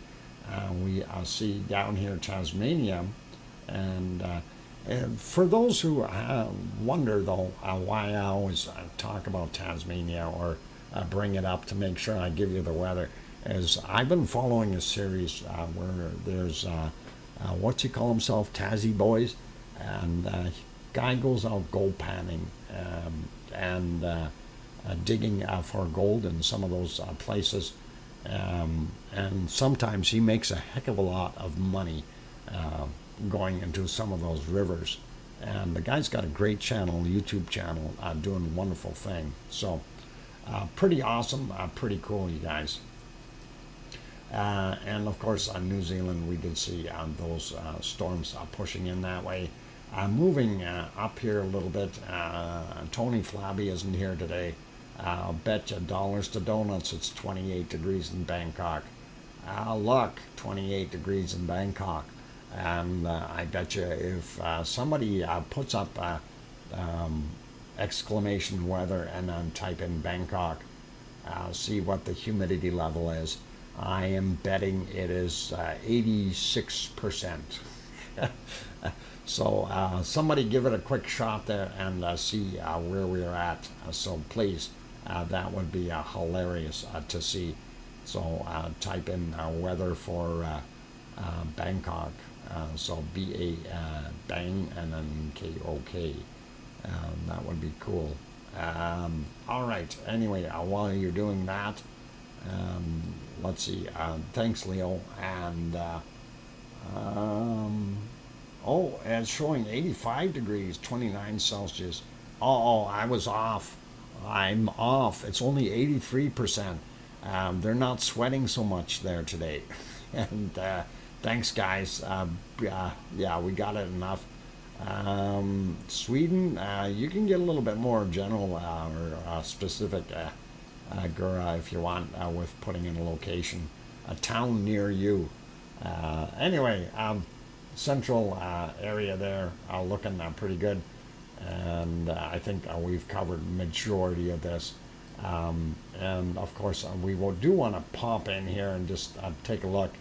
And these are the temperatures that Yvonne will be seeing tomorrow, or when she gets there. So 21, 22, possibly a little bit warmer by morning. Piggy's temperature, by the way, she's out here in the island of Kos. She's got 23 degrees Celsius right now, and it's like 2 a.m. So pretty awesome to see that. Moving up a little bit, Spain still got some very hot spots. A little bit more pleasant in France. Germany not looking too bad for nighttime temperatures. A little bit cooler in Poland, that is okay. And we see some of the other countries holding temperature as well. Ireland here looking not bad, 13, 14, 15 degrees. That's actually a little bit warmer than usual. They're only about 12. So nice to see it a little warmer. And even Scotland. But we do have here a little bit of cold in the western portions of England. Sliding up, we do see a northern portion of Germany a little cooler than the south, but that's okay. And here we have Finland and, sorry, not Finland, that's Norway. Oslo, about 13 degrees. Stockholm, looking at 14. Gothenburg is, 12 roughly. Helsinki, also about 12. So that's kind of the weather there. Take a look here in Iceland. And a little cooler there today, or tonight, and 5, 6 degrees, 7 degrees in some places. And of course the ice fields and stuff like that, you're going to get negative temperatures. Pretty nice, though, over here on the other side of the island where you got 10, 11 degrees. That is really awesome. And that is because some of that Gulf Stream air comes up and around, warming it back up. And let's zoom back out. I think we've covered most of the planet, and hopefully we're all right. We haven't looked in Antarctica to see what the coldest temperature is. We'll take a look at that in a couple of minutes. What we're going to do is just have a quick peek at precipitation, because I'm curious about these storms. Okay, so this bad system that was bugging us has kind of moved over, so we're probably not going to see too much more rain for me here. We do see this coming off of the west coast of North America, so basically, yeah, Washington and Oregon are going to get hit with some more, same as British Columbia, sliding down into Mexican area here. There's those two storms, and they're going to be nasty for those guys, and they're coming full bore and hitting in there. Not as much going on here in the Amazon. I'm kind of surprised at that. Sliding up real quick. Eastern side of North America, not much going on. Here's what we've got in Iceland. We do have some rain, snow in some spots, not much happening out on the Reykjanes Peninsula, or the Reykjanes. Anyway, little drier here. A few spots of rain in Ireland. Scotland's got a few spots. England, not too bad. Spain has some little storms in there. Nothing severe. Same thing with France, where it meets up with Switzerland and, of course, Italy. And a little bit in the bottom of Germany. We do see here in Norway, boy, they're getting nailed with it. All right, and it's sneaking across all the way to Stockholm a little bit, and of course this big guy over here, definitely nailing Finland and northwestern portions of Russia. Zooming out a little bit, and we want to kind of look at the whole thing. My equatorial storm is still basically going all the way across the planet. And let's take a look at Africa. We do see some storms in there, nothing too severe though. And down here, I don't know, high pressure sitting on Madagascar, keeping away a lot of the other stormy stuff down here, probably keeping it warmer. Indian Ocean, and definitely I wouldn't want to be out boating. And then we get up here into the Himalayas, and yeah, not looking good, not looking good, you guys. And of course, a lot of storms down there. And we get back to Australia. Out in the west, they do have some storm happening there. That looks like a little low pressure. That is built up there, spinning around. Or is that a high pressure? I don't know, because it looks like it's almost got a clockwise circulation. Low pressures are usually, clockwise or counterclockwise. Highs are counterclockwise, lows are clockwise, depending on where you are. Anyway, yep, Melbourne definitely got that storm happening. Right there off the coast. Probably gonna get rid of that rain soon. Leo, it'll be nice in a little while. And of course, Tasmania with its thing. Here's that storm that was hitting yesterday. It is still there, and that is nailing New Zealand pretty hard. And hopefully that will leave. And this driving thing here, once this moves on just a little bit, it'll get rid of this. And let's have a look here. Not too bad up in the Indonesian areas. That's all pretty much normal stuff, what we're seeing. No superstorms. And again, here as well, lower islands of Japan still doing their thing. So hard visibility. And then we have this massive thing out here. Not sure what it's going to end up dumping or doing in the next little while. So that kind of gives you your weather, you guys. And yeah, if you live in Chicago, Tom Dice, take cover. You got bad storms coming. Same thing with in Saskatchewan. Kananaskis country may be getting nailed with some rain right now. He's down here in the southern portions, and probably getting rained on. And that will be it. Northern Ontario, Quebec doing its thing. Let's get back to the temperature. Sue Hayes, were you able to find a really, really cold temperature down there in the Antarctic? Penguins would be afraid of and not want to be there. I'm just looking, and we do have some lows in here. I'm not seeing too much really cold stuff. It's almost like it's tropical there right now. Minus 50 something. Yep, I'm not seeing a heck of a lot. Nope. Minus 59. Yeah. Almost t-shirt weather. Almost t-shirt weather. Minus 59 degrees Celsius. Like I said before, a minus 40 Celsius. Your skin freezes in about, 3 to 4 minutes. Minus 50, that is cut in half. And minus 60 would be even less than that. So minus 74.9 Fahrenheit. Yep, cold. Very, very cold.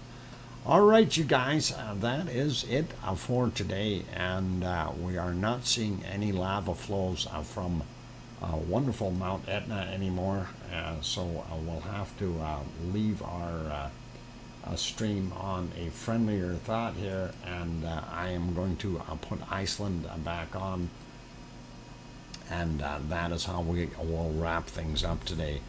So thank you everyone for being here. I really do appreciate each and every one of you for being on board, and of course you are all part of our wonderful lava family.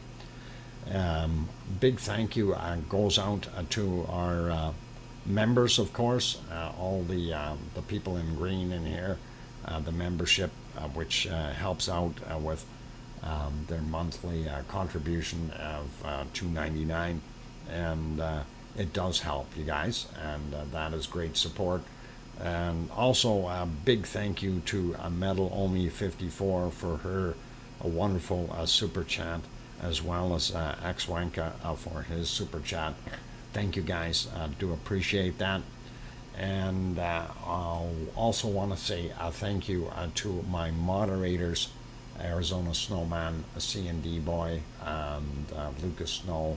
I didn't see Joseph Fields, but thank you. And of course Piggy for providing those wonderful bacon seeds that she does all the time. And she sent in over 1,000 of them to me already. So, you know, she has commitment, and she has a strong will, and I really, really do appreciate that. And thank you, Piggy, if you're listening. I really, really do appreciate it. And yes, Arizona Snowman, thank you for bringing up Two Pineapples link. Our good friend Two Pineapple, you see the link in the chat right now. Two Pineapples, of course, is based right on the big island of Hawaii, and doing his wonderful thing there. They were out at Kilauea this morning streaming, and the thumbnail, of course, from today was one of the shots that they had on their screen, and I did use that for that. So thank you to everyone for being here. For those who have not yet hit that like button, please bump it before you head out. So that would really help us out. And I think that's just about it. It's time to say good night, everyone. And please take care of yourselves. And always, you know, the important part about leaving a loved one, you know, I always say, make sure you tell your loved one that you love them tonight, for tomorrow is never promised. It could be as quick as, you know, you check on somebody at 7:30, and by 8:45 they're gone. So always treat them well and part with wonderful, soft and gentle and kind words. And you know, it is a difficult thing, losing anyone, and it doesn't matter whether it's, you know, your brother, your sister, mother, father, uncle, or your pets, and you know, even wild animals that you take care of. So anyway, please make sure that you tell your loved ones that you love them tonight, for tomorrow is never promised. I'm your host, DrFox2000, here in Edmonton, Alberta, Canada. Take care, and a good night, everyone. Oink, oink.